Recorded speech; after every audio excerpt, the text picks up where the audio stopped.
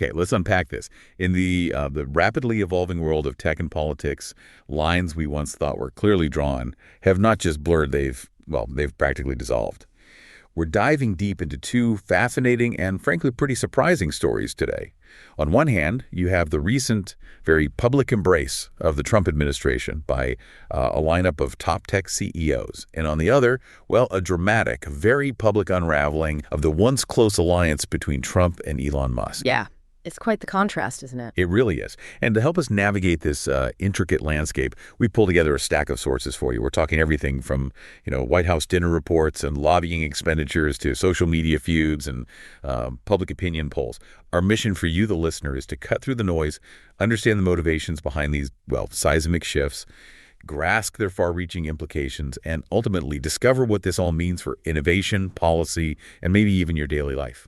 And what's truly fascinating here, I think, is how these individual actions aren't just isolated incidents. Not at all. They reflect much broader, powerful trends, the growing, undeniable influence of private tech firms on state affairs, and the continually evolving dynamics of political power in this digital age.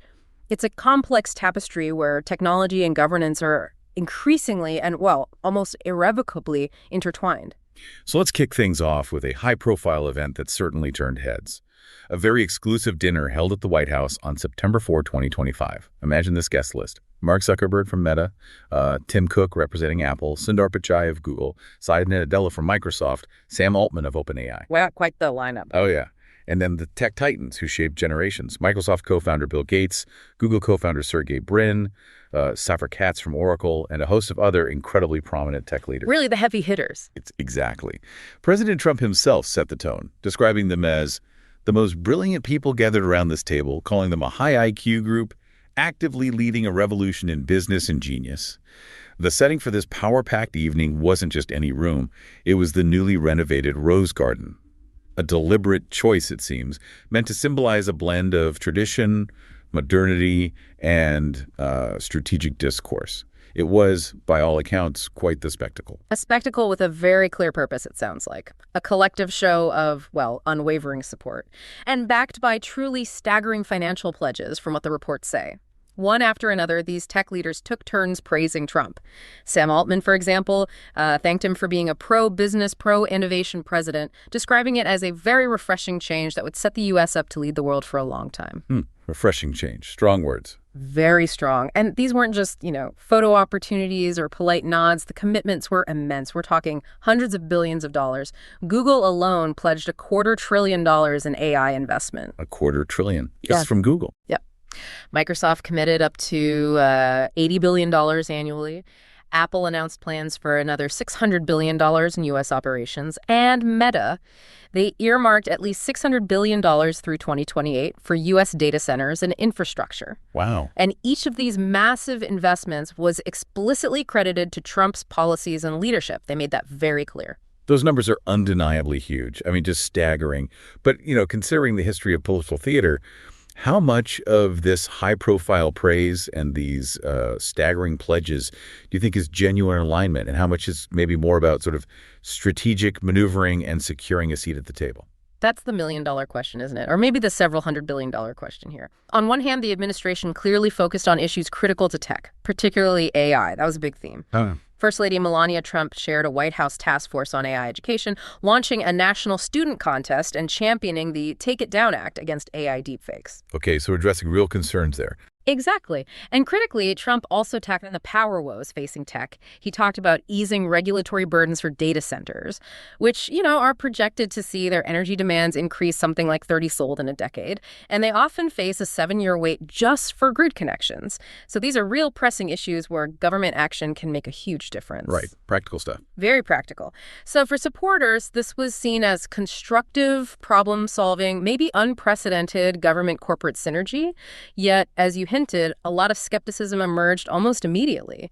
On platforms like Reddit and YouTube, lots of comments questioning the dinner's authenticity, suspecting it was more a, quote, political maneuver than genuine policy development. So the optics versus the substance debate. Precisely. The underlying message here, I think, is that these weren't just big numbers flying around. They signal a fundamental shift where public alignment becomes a powerful tool, and the real endgame remains somewhat obscured behind the headlines. It almost sounds like a competition, doesn't it? Who can throw the biggest number onto the table to gain favor? But, okay, behind this dazzling show of unity and these massive financial commitments, a different, more isolated narrative was already unfolding. Because amidst all this camaraderie, one key player, one of the most talked about figures in tech, was conspicuously absent. Elon Musk. Right. The elephant not in the rose garden, so to speak. Exactly. He was, in fact, invited to this dinner, but sent a representative, citing scheduling conflicts. However, as many quickly speculated, his absence wasn't just about a busy calendar.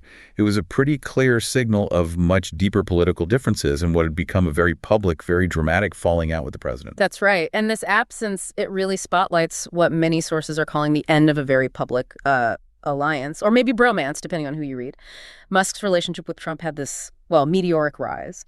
He was initially seen as a first buddy to the president. He poured hundreds of millions into pro-Trump groups during the 2024 election cycle. Significant financial support, no question. Huge support, yeah. But then, by June 2025, so less than 6 months after Trump's return to the White House, their partnership just came to a crashing halt. Wow, that fast? What happened?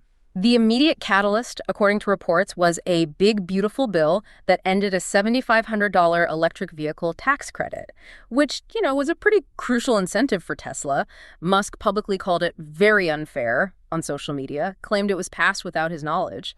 Trump shot back, asserting that Musk only developed a problem when he found out I would cut the EV mandate. Oof. So a direct clash over policy that hit Musk's business. Directly. And this ignited a very public war of words on X and Truth Social. It got pretty nasty. Fiery exchanges. Even Musk's now deleted allegation about Trump and the Epstein files. Right, I remember that. That was something. It was something. Interestingly, after a reported phone call with Trump, Musk posted a kind of retraction for some of his earlier statements, admitting they went too far.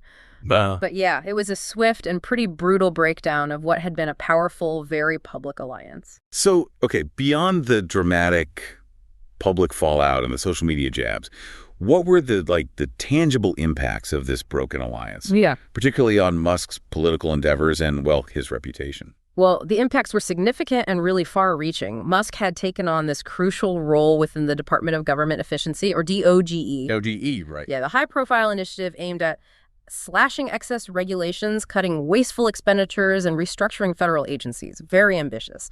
But DOGE quickly became a lightning rod for controversy. Its scaling back of U.S.-side operations, for instance, the agency providing vital global development and humanitarian relief, that led to temporary injunctions from a federal judge for likely violating the U.S. Constitution. Wow, violating the Constitution. That's serious. Very serious. And one consumer rights advocacy group even starkly called DOGE a mantra of destruction. A mantra of destruction. Yeah. Heavy criticism. And the personal cost for Musk, just in terms of his public image, was pretty extraordinary too, wasn't it? Oh, absolutely. His public image plummeted. A Gallup poll around that time showed a staggering 61% unfavorable rating, which, believe it or not, actually surpassed Benjamin Netanyahu, making him, at that specific moment, the most disliked person in America, according to that poll's interpretation. The most disliked person. That's incredible. And this wasn't just about public perception, hurt feelings. It had real-world consequences. It directly impacted Tesla sales in key markets like Europe and China. The reporting links those quite clearly. And the financial fallout was immediate. Musk reportedly lost an estimated $34 billion on a single day, June 5, 2025, with Tesla shares falling 15%. $34 billion in one day. Yeah. And even Trump media shares saw an 8% dip around then, just showing how intertwined these personal and financial fortunes had become. It really paints a picture of high stakes, high drama. Definitely. And beyond his U.S. government role, Musk also launched these independent political ventures that underscore his divergence from traditional alignments.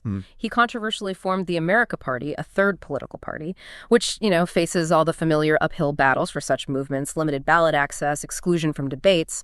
Early polling showed only about 11% support. Yeah, third parties are notoriously difficult in the U.S. system. Exactly. And his international political comments have also drawn global scrutiny. From endorsing far-right parties in Europe, like the AfD in Germany, he even published an op-ed, which led to business relationships being terminated and sharp criticism from German officials like Olaf Scholz and Robert Habeck. To his incredibly complex and, frankly, sometimes contradictory role in the Russia-Ukraine conflict via Starlink.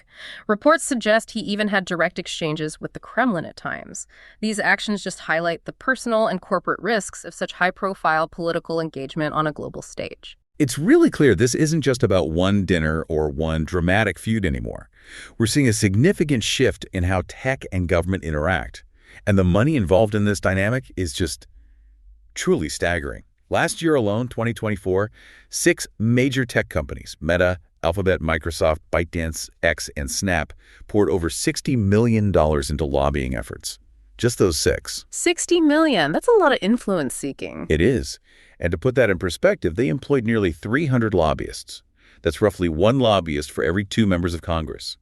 Meta, in particular, set a record for its individual spending, over $24 million from them alone. Wow, 1 for every 2 members of Congress. That visual really sticks. Doesn't it?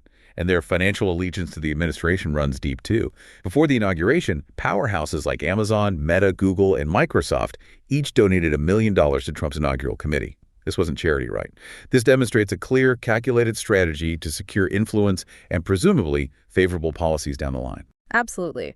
And beyond the individual players and specific events, what seems to be emerging here are maybe 3 transformative dynamics. First, the state's surprising new role as a tech investor itself.